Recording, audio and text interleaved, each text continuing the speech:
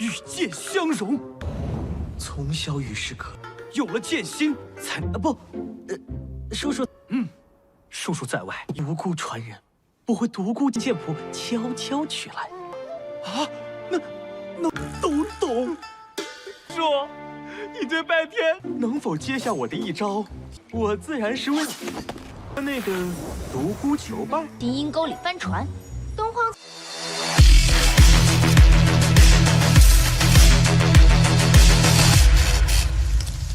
Halo semua, selamat datang di Ruang Sinema. Bagaimana kabar kalian semua? Semoga selalu sehat dan baik-baik saja.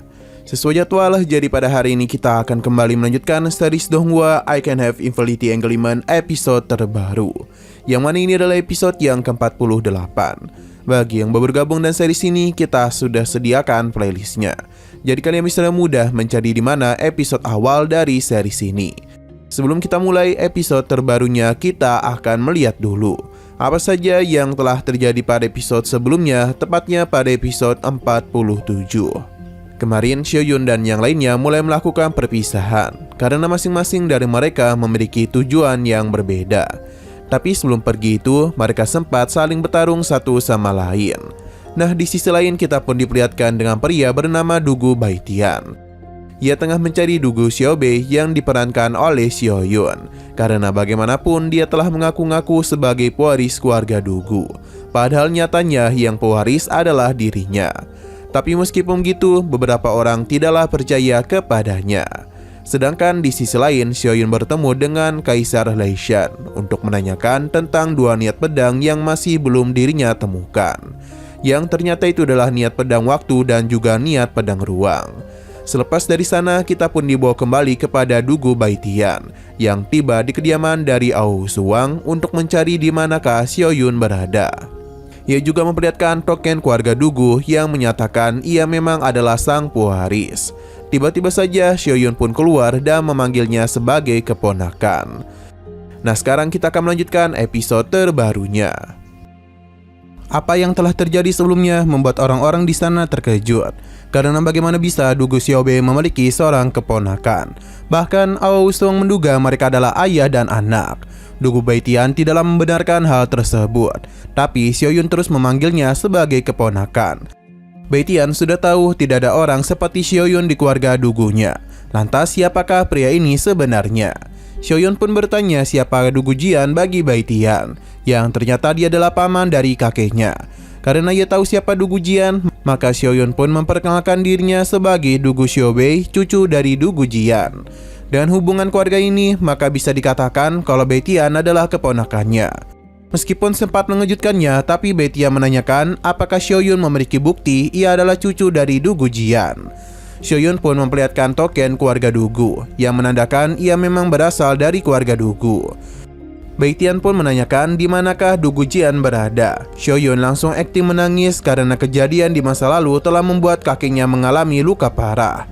Untung saja di hari-hari terakhirnya Xiaoyun berada di sisi Dugu Jian, dan ia terus menceritakan tentang kisah hebatnya.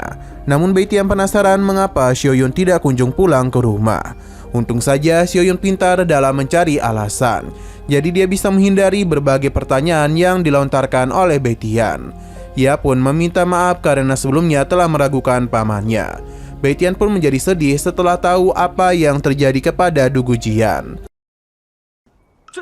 这是，等等，你是独孤剑浩然，在他最后的那些，是因为爷爷他虽然当年我重返家门。 Xiaoyun langsung saja memeluk keponakannya. Tidak lupa ia juga mengeluarkan sebuah buku yang merupakan peninggalan dari Dugu Jian. Ia pun memberikan hal itu kepada Baitian dan anggap saja itu adalah hadiah dari pamannya. Melihat buku ini secara langsung tentu saja mengejutkannya. Ia pun mengakui kalau Dugu Xiaobei ini memang adalah pamannya. Ia pun merasa begitu bersalah karena sejak tadi sudah meragukannya. Baitian pun kembali menangis. Xiaoyun segera memberikan pelukan untuk menenangkannya. Melihat pemandangan tersebut membuat orang-orang Ao Suwang merasa begitu terharu, karena kehangatan yang Xiaoyun berikan telah mengingatkan orang-orang ini kepada ibu mereka. Mungkin inilah yang dinamakan cinta keluarga. Xiaoyun bersyukur karena berkat cerita dari Du Gujian ia bisa berakting dengan baik. Setelah pertemuan itu, Xiaoyun mulai memberikan pengajaran kepada Dugu Baitian. Berkat bimbingan yang Xiaoyun berikan, Baitian sudah berhasil mempelajari buku itu dengan mudah. Dia meyakini kalau pamannya adalah seorang pendekar pedang. Perkataannya pun membuat Xiaoyun terkejut. Terlebih lagi, Baitian terus membicarakan tentang hal-hal berbau pedang. Namun Xiaoyun tidaklah membenarkan hal tersebut. Selain itu, ia penasaran dengan jantung pedang yang Baitian sebelumnya katakan. Ternyata itu adalah perumpamaan ketika pedang mampu mereka lihat sebagai seseorang dan memperlakukan pedang tersebut sebagai makhluk yang nyata. Hati pedang juga sangatlah bagus bagi seorang pendekar pedang. Bagi Baitian, sepertinya pamannya itu tidaklah tahu kalau mereka harus pergi berpetualang pada usia 6 tahun, mengisolasi diri dengan pedang hingga niat pedang bisa tertanam. Untuk Baitian sendiri sudah 30 tahun melakukan petualangan seorang diri. Ia mampu mengungguli rekor dari paman buyutnya yang hanya mampu bertahan 25 tahun saja. Xiaoyun akhirnya paham mengapa keluarga Dugu malah semakin menurun, karena mereka melakukan pengasingan begitu lama tanpa tahu apa yang terjadi di dunia luar. Xiaoyun akan mencoba untuk mencari cara bagaimana dia bisa membantu perkembangan keponakannya, supaya dia itu bisa menjadi pendekar yang lebih hebat. 剑心又是什么心？与剑相融。从小与世隔，有了剑心才叔叔，叔叔在外。30年，我只待了。Xiaoyun pun meminta Baitian untuk menunjukkan serangkaian gerakan teknik pedang tangan kosong. Baitian paham dan langsung saja menunjukkan aksinya. Melihat apa yang Baitian lakukan membuat Xiaoyun melongo saja, karena kemampuan yang dia miliki sangatlah parah. Xiaoyun tidaklah bisa membayangkan bagaimana bisa seorang pewaris keluarga Dugu tidak bisa menggunakan niat pedang luar angkasa yang merupakan teknik paling penting dalam keluarga Dugu. Baitian baru menyadari hal itu dan sepertinya ia masih belum tahu apa-apa dan akan kembali belajar. Xiaoyun menahannya karena dia melarang untuk kembali ke keluarga Dugu, sebab ia yakin keluarga Dugu akan kecewa karena pewarisnya sendiri belum mempelajari teknik tersebut. Xiaoyun memberikan saran untuk mengambil teknik pedang luar angkasa dengan tenang lalu membawanya kemari, supaya Xiaoyun bisa mengajari Baitian.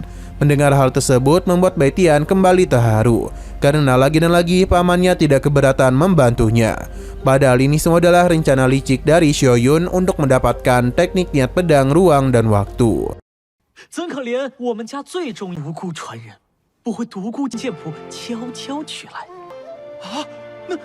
那都懂，说你这半天。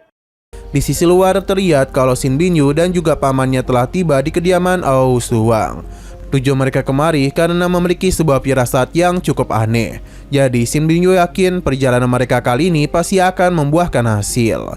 Akan tetapi sesaat kemudian mereka dikejutkan oleh beberapa mawar yang muncul, yang mana itu semua berasal dari seorang pria bernama Jun Xiaoyao.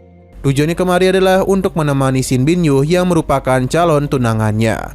Sebenarnya Xin Binyu mencoba untuk mengusirnya, tapi Jun merasa sebagai calon suami sudah sewajarnya ia datang untuk melindunginya. Xin Binyu memberitahu kalau klub pedang adalah pertemuan suci bagi para jenius pedang untuk bertukar ide.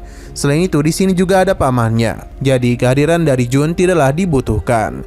Jun tidaklah peduli karena Denisa telah khawatir kepadanya.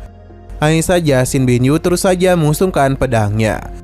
Padanya Jun pun balasan ingin melihat seperti apa jenis pedang saat ini. Apakah mereka bisa disandingkan dengan keindahan dirinya yang dikenal sebagai pedang abadi Kaisar Xiaoyao. Xin Binyu memintanya untuk tidak percaya diri dulu, karena baru-baru ini ada seorang jenius pedang. Jun sudah tahu kalau ia sedang membicarakan Dugu Xiaobei.